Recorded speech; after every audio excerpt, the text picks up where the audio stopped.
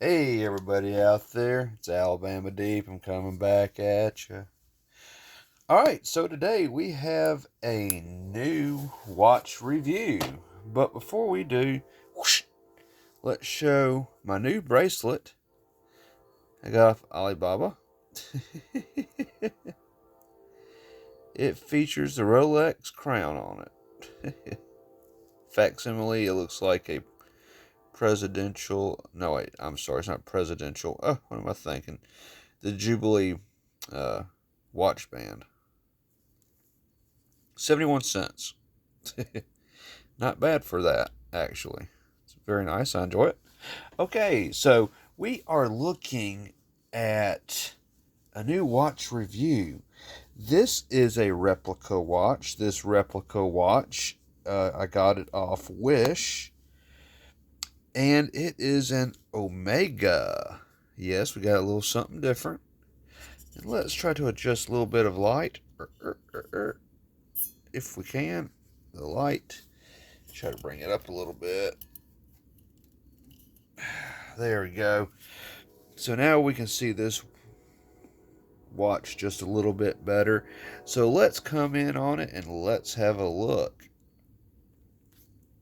So this is supposed to be a Planet Ocean Omega Seamaster. It's what it's trying to be anyway. So let's take a look at it. And we see the sweeping hand. Looking at this particular movement by the sweeping second hand, I'm taking a guess it's going to be a 21,600 beat rate. It doesn't look like it's going to be anywhere close to the original 25,600 that Planet Ocean has. Of course, that movement is unique within itself. But nonetheless, having a look at this, that's actually, pretty nice looking. When I'm comparing it to what I see out there in images, everything seems to be spot on. Correct me if I'm wrong. What do you think in comments below? So, now let's just take a look at the clasp. The clasp on this watch, it does have the Omega emblem on it. It opens up like so, Omega written on the inside. Uh, I will be the first one to go ahead and say that the band itself does make my hands sweat a little bit. It's nothing like the replica Oyster Flex that it does, stops the condensation and the sweat and moisture getting under the wrist. This does not do that. This seems to collect it just a little bit. But nonetheless, it's a very nice strap. I have to give them that. Detailed is very nice. Looking at this clasp again, seems to go with even putting numbers on there. What do those numbers mean? Please let me know in comments below. Taking a closer look, let's look at the side of this. We can see the crown has Omega on it as well. Case looks, pretty good quality. We'll go ahead and see. Of course, I doubt that helium valve actually works, but it does turn regardless. So that's pretty cool. Now let's look at this movement and let's take a real close look at it. Let me zoom in just a little bit, get a little bit closer in on this. Yeah.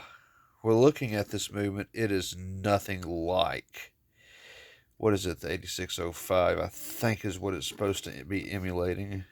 It, we'll say it on the rotor, I think.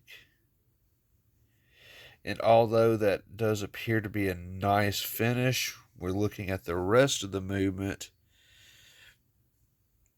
And no. Let's get that rotor to come down a little bit more. And let's try to get this blurriness taken care of. Zooming in. Okay, this does not have the quality in it at all like the Omega movement it does. But of course, this is just a facsimile.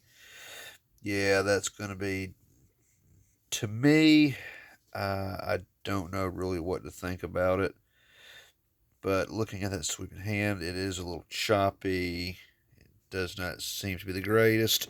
Although the pip, I will say, on this bezel, it is actually centered.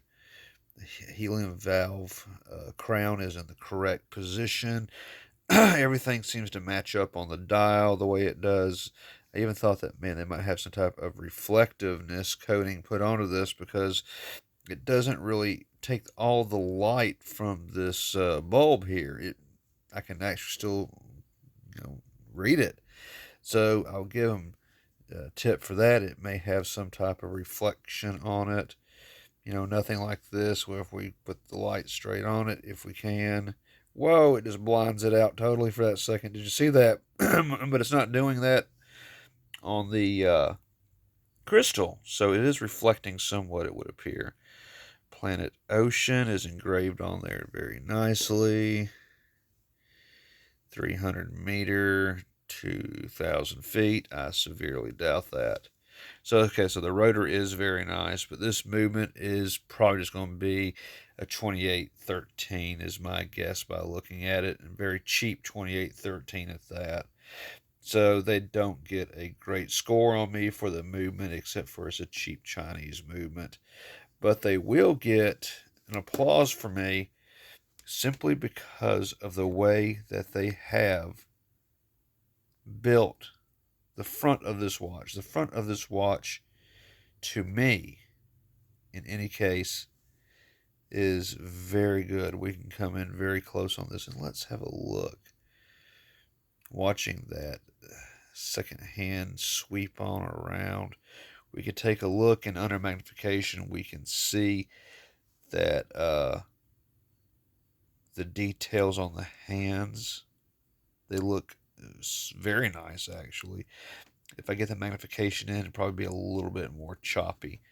But okay, we'll go ahead and give this replica Omega a pass. I will give it a pass.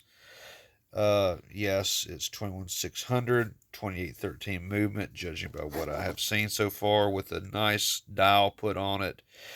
But all in all, yeah, it's a nice watch. Very nice watch. So I will be enjoying this watch very much so, and wearing it on my wrist for the next couple of days until I get tired of it and swap it out with another. So guys, gals, this was my replica Omega review. Please like, share, and subscribe. Comment below on what we can do to make this watch a little bit better. Should I go ahead and see if there's a clone movement and put that inside? What do you think? Tell me below in comments. I'm gone.